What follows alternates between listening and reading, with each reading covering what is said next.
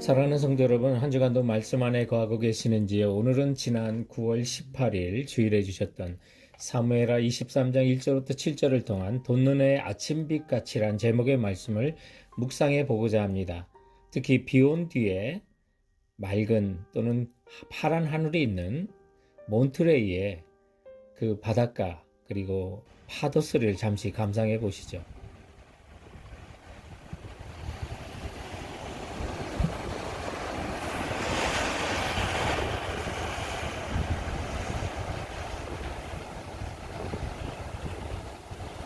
네, 지난 주일의 본문은 4절과 5절에 다윗 그는 돋는 해의 아침빛 같고 구름 없는 앞침 같고 비 내리는 후의 광선으로 땅에서 우미 돋는 새풀 같으니라 하시도다. 내 집이 하나님 앞에 이같이 아니하냐라고 했는데요. 오늘 이 말씀이 생각나도록 비가 내린 다음 날에 몬트레이 바다를 배경으로 말씀을 묵상해 보고자 합니다. 이 본문은 다윗의 마지막 말이라고 했는데요. 여호와의 영이 다윗에게 감동을 주신 예언의 마지막이라고 하는 계시의 마지막이라는 뜻을 담고 있고요. 다윗과 그 왕국이 받은 축복을 예언하고 있는 것입니다. 그래서 그것은 훗날 메시아이신 예수 그리스도께서 이 땅에 오심으로 죄와 어두운 흑암의 세력이 물러가고 마치 찬란한 아침 햇살과 같은 우리의 영혼에 햇빛이 돋는 것을 비출 것을 예표하고 있는 그런 말씀이기도 합니다. 그래서 예수 그리스도를 믿고 따르는 자에게 잠언 4장 18절에 있는 말씀처럼 의인의 길은 돋는 햇볕 같아서 점점 빛나서 원만한 광명에 이르거니와 라는 말씀을 정말 현실 가운데 누릴 수 있는 그런 축복의 말씀인데요. 오늘 정말 성령께서 주신 돋는 해에 아침빛같이 빛나기를 바라는 사람들은 오늘 본문이 주는 교훈을 따라보고자 하는 것입니다. 오늘 본문을 통한 첫 번째 교훈은 최후까지 주 안에 머무는 자, 바로 그가 아침 빛과 같이 빛날 것을 말하고 있습니다. 여러분, 신앙생활도 쉬고 싶을 때가 있어요. 넘어질 때도 있고요. 그러나 끝까지 믿음 안에서 머무는 자가 최후 승리자가 될 수 있다는 거예요. 오늘 본문 사무엘하 23장은 다윗의 마지막 순간을 보여주고 있는데요. 그동안 얼마나 많은 고난이 있었습니까? 그런데 다윗은 이런 모든 온갖 역경을 이겨내고 성령을 의지하면서 자신과 다윗의 왕국에 임할 이런 축복의 연정말을 이제 받아 남기는 것을 볼 때 성도 여러분, 우리도 끝까지 믿음 안에서 정말 고군분투하면 최후 승리자가 될 수 있는 것을 보게 됩니다. 오늘 본문 1절에 이는 다윗의 마지막 말이라 이새의 아들 다윗이 말하며 높이 세워진 자 야곱의 하나님께로부터 기름 부음 받은 자 이스라엘의 노래 잘하는 자가 말하노라 라고 하는데, 여기 다윗을 자기를 가르쳐서 이새의 아들이라는 호칭을 쓰는데요. 한마디로 말하면 어려웠던 과거를 얘기합니다. 흑수저였던 옛날을 회상하는 거예요. 사울왕이 다윗을 비꼴 때 이새의 아들이라는 그런 말을 썼고요. 어리석은 나발이 다윗을 비난할 때나 어떤 불량배였던 세바가 다윗에게 대항하여 반란을 일으킬 때 다윗을 정말 비난했던 말이 이새의 아들이라는 그런 호칭이었습니다. 그런데 그런 평범한 사람, 아니 오히려 무명과 같은 이새의 아들이 오늘 높이 세워지고 하나님으로부터 기름 부음을 받고 이스라엘 왕이 된 것과 비교하면서 이것이 얼마나 놀라운 하나님의 은혜인가 노래하고 있는 겁니다. 성도 여러분, 우리도 믿음 안에 끝까지 머물러서요. 우리도 세상 떠나는 날 찬송가 450장 있는 것처럼 내 평생 소원 이것뿐 주의 일 하다가 이 세상 이별하는 날 주 앞에 가리라. 금보다 귀한 믿음은 참 보배로다. 이 진리 믿는 사람들 다 복을 받겠다고 했는데 끝까지 남은 자는 다 복을 받을 줄 믿고 그날에 주님 오시는 그날에 돋는 해의 아침빛같이 땅에서 우미 돋는 샛불같이 주님 앞에 일어설 수 있는 우리 성도들 되시기 바랍니다. 본문을 통해 우리에게 주시는 두 번째 교훈은 진리의 길을 계속 걷는 자, 바로 그 사람이 돋는 해의 아침빛같이 빛날 것을 말합니다.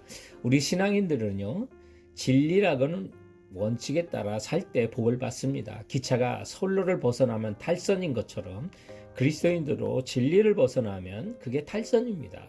본문의 다윗은요, 정말 어떤 자에게 복을 주시는지, 돈 눈에 아침빛 같은 은혜를 주시는지 오늘 3절 4절은 고백하기를, 이스라엘의 하나님이 말씀하시며 이스라엘 반석이 내게 이르시기를, 사람을 공의로 다스리는 자, 하나님을 경외함으로 다스리는 자여 그는 돈 눈에 아침빛 같고, 이렇게 말씀하고 있습니다. 그러므로 다윗은요, 왕으로서 백성을 다스릴 때 하나님의 공의로 여호와를 두려워하고 경외함으로 다스릴 때 하나님께서 돈 눈에 아침빛 같은 복을 주신다는 그런 고백을 하고 있는 것입니다. 오늘날 우리도 마찬가지입니다. 정말 하나님을 경외하고요, 공의대로 살면 돈 눈에 아침빛 같은 찬란한 영광스러운 날이 우리에게도 다가올 줄 믿으시기 바랍니다.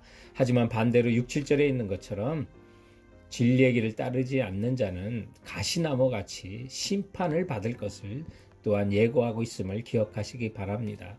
그리고 또한 우리에게 주시는 돈 눈의 아침빛같이 우리를 높여주신다는 이 언약은 영원한 언약입니다. 5절 말씀에 보면 내 집이 여호와 하나님 앞에 이같지 아니하냐, 하나님이 나와 더불어 영원한 언약을 세우사 만사에 구비하고 견고하게 하셨으니 나의 모든 구원과 나의 모든 소원을 어찌 이루지 아니하시랴 라고 하는데, 이 언약이요, 영원한 언약입니다. 오늘도 우리가 공의와 하나님을 경외하는 삶을 살면 우리에게도 그와 같은 복을 영원히 주신다는 말씀이 되는 것입니다. 그런데 이 언약은요, 삼위일체 하나님이 주신 너무나도 존귀한 언약입니다. 오늘 본문 3절에 보면 이런 표현합니다. 이스라엘의 하나님이 말씀하시며 이스라엘의 반석이 내게 이르시기를, 이래 하나님이 말씀하시고 이스라엘 반석이 말씀하시고, 2절에는 여호와의 영이 말씀하시고, 근데 성부 하나님, 성령님이 계시는데 여기 이스라엘 반석이 내게 말씀하셨다 이르시기를 하는데, 이스라엘의 반석은 예수님을 가르치는 상징이 되는 것입니다. 여러분, 예수님은 우리 구원의 반석이시죠.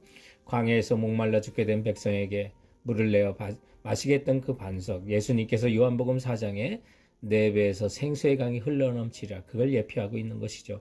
그러므로 우리에게 주신 이 언약은요, 삼위일체 하나님이 주신 거고요.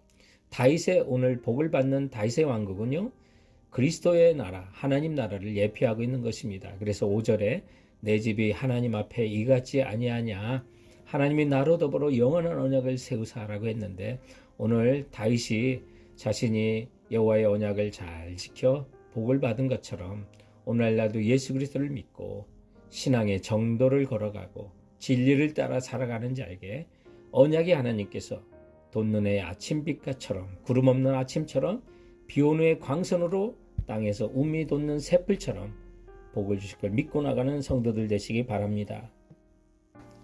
오늘 본문이 주는 세 번째 교훈은 주의 용사되어 사는 자를 하나님은 돈 눈의 아침빛같이 영광 가운데 높여주실 것을 말씀하고 있습니다. 오늘 저희들의 본문 사무엘하 23장에 읽지 않았던 8절로부터 39절에 보면요, 다윗의 왕국을 위하여 헌신했던 용사들 37명의 영웅들의 이름이 거기에 기록이 되어 있습니다. 그런데 그 중에서도 8절 이하의 말씀을 보면 세 용사가 죽음을 무릅쓰고 다윗을 위하여 베들레헴 성문 옆에 우물물을 떠온 사건을 기록하고 있습니다.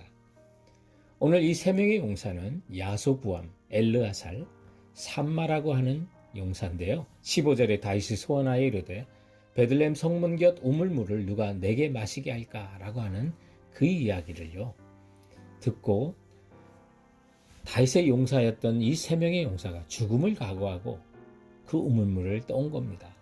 그런데 다윗이 그 물을 마시지 않고 하나님께 부어드리면서 17절에 하나님, 이 물을 제가 어찌 감히 마실 수 있겠습니까? 이것은 목숨을 걸고 다녀온 새 용사의 피가 아닙니까? 라고 하면서 주님께 부어드리는 장면이 나옵니다. 여기서 우물물을 마시고 싶었던 그 다윗, 누가 갈까라고 누구를 지칭하지도 않았습니다. 안 가도 문제가 안 됐을 것입니다. 그런데 왕의 소원을 들었던 이 세 용사가 지상 명령으로 들은 것입니다. 성도 여러분, 하나님은 우리에게도 이런 음성을 들려주십니다. 이사야서 6장 8절에 보면 또 여호와께서 내가 누구를 보낼까? 누가 우리를 위하여 갈 것인가? 이 음성에 내가 가겠습니다. 나를 보내소서. 라고 고백했던 이사야라고 하는 선지자도 있고요. 오늘 우리에게도 동일한 말씀을 하고 있는 것입니다. 그래서 16절에 새 용사가 블레셋 사람의 진영을 돌파하고 지나가서 그 우물물을 떠온 것처럼 오늘 예수 그리스도의 음성을 듣고 주님을 위하여 충성을 다할 그 영웅을 주님께서는 지금도 찾으시는 것을 기억하시기 바랍니다. 그렇게 주님의 나라를 위해서 일하는 사람은 다윗의 나라를 위하여 생명을 바쳤던 용사들을 기리고 그 이름을 기록한 것처럼 생명책에 우리의 이름도 기록할 것입니다. 오늘 저희들의 사무엘하 23장의 본문 마지막 39절에 햇사람 우리아라 이는 총수가 37명이었더라라고 하는데 우리아가 누굽니까? 여러분, 다윗이 자신의 간음을 덮기 위해 살해했던 밧세바의 남편 바로 우리아입니다. 그런데 오늘 성경에는 왜 마지막에 우리아의 이름이 나올까요? 세상에서의 죽음으로 성도들의 인생이 다 끝난 게 아니라는 거예요. 그 죽음이 비극적이든 주님께 충성한 자는 그 이름을 기억하시고 돋눈의 아침빛같이 빛나게 해줄 것을 말씀하고 있는 것입니다. 그러므로 사랑하는 성도 여러분, 우리에게도 주님은 사명을 감당하라고 우리의 소명을 주셨습니다. 그것을 가지고 여러분의 직장과 일터에서 삶의 현장에서 정말 하나님의 나라 왕국을 위해서 일하신다는 사명감을 좀 가지시기 바랍니다. 그 직책이 높든 낮든 여러분 관계없습니다. 정말 설거지를 하던 우리 직장에서 바닥을 쓸던 하나님 나라를 위하여 일하는 자는 주님께서 하늘나라 용사로 영웅으로 그 이름을 기억할 것을 믿고 나가시는 우리 성도들 되시길 주님의 이름으로 축원드립니다. 사랑하는 성도 여러분, 그럼 이번 한 주간도 주께서 주신 말씀으로 승리하시고 건강하세요.